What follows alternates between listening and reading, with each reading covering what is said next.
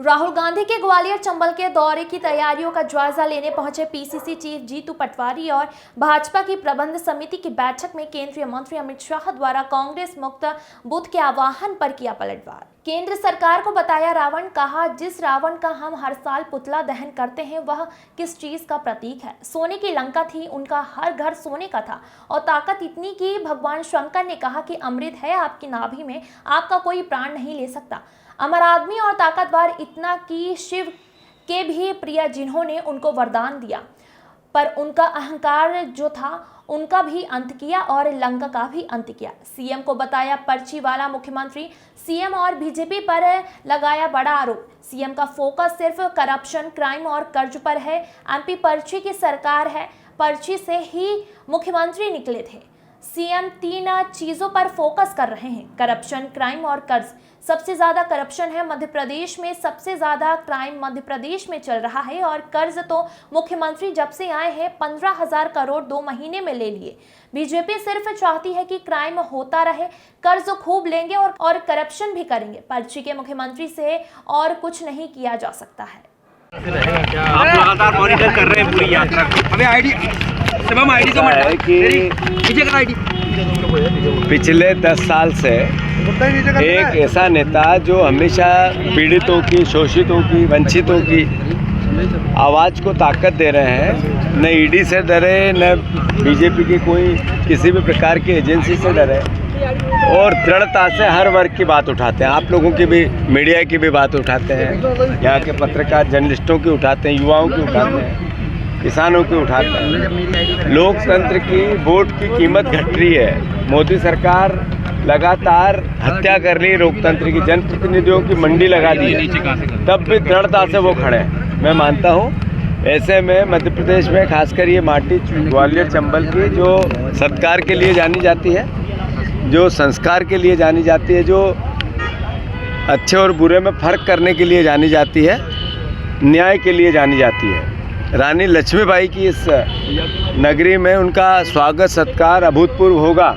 ये कार्यकर्ताओं का उत्साह, आम पब्लिक का उत्साह और हमारे जर्नलिज्म से जुड़े हुए परिवार वालों का उत्साह बताता है। हम सब मिलकर भारत जोड़ो न्याय यात्रा में अभूतपूर्व ऐतिहासिक क्षण बनाए, इसका मैं सभी ग्वालियर चंबल की हमेशा ये कह रहे हैं कि कांग्रेस मुक्त बूथ जो है उन्होंने परिकल्पना की है।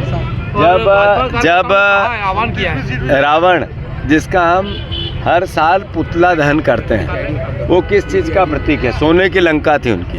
उस जमाने में सोने की लंका, हर घर सोने का, और ताकत इतनी कि शिव भगवान ने कहा अमृत है आपकी नाभि में, आपको कोई आपके प्राण नहीं ले सकता है।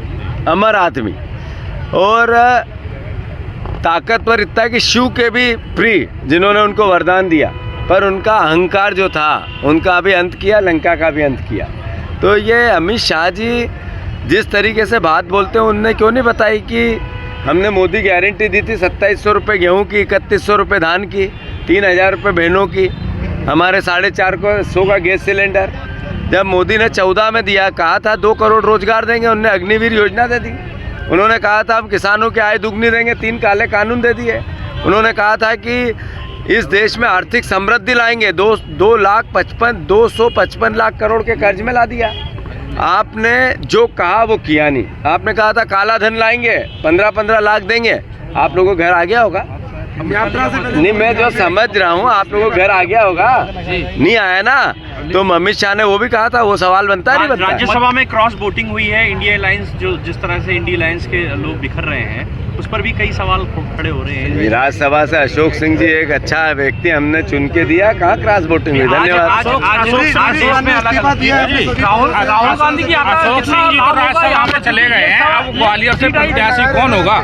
जल्दी अच्छा और थोड़ा आगे ले लो, जाम जीतने वाला प्रत्याशी होगा। चलो धन्यवाद। अच्छा एक मैं कह दूं, ऐसा है, एक मिनट। अमित शाह जी ने यहाँ आके बातें बहुत की, पर लोकतंत्र में पर्ची का मुख्यमंत्री भी उन्होंने ही दिया है। जो हमारे पिछले मुख्यमंत्री थे उन्होंने बहुत मेहनत की, बीजेपी की सरकार लाए, जो जीता वो सिकंदर। पर जब विधायकों को बुलाया गया तो उनके हाथ में एक पर्ची दी गई। उस पर्ची के मुख्यमंत्री हैं मोहन यादव। इनको 3 चीज़ें पसंद है। एक, बहुत क्राइम हो, लगभग क्राइम में 30 साल में सबसे महत्वपूर्ण है। दूसरा, करप्शन हो, मध्य प्रदेश करप्शन में सबसे ज़्यादा है। और कर्ज 2 महीने में 15,000 करोड़ रुपए कर्ज ले लिया है। तो ये पर्ची की सरकार को जरा तो आप लोग भी मदद करो।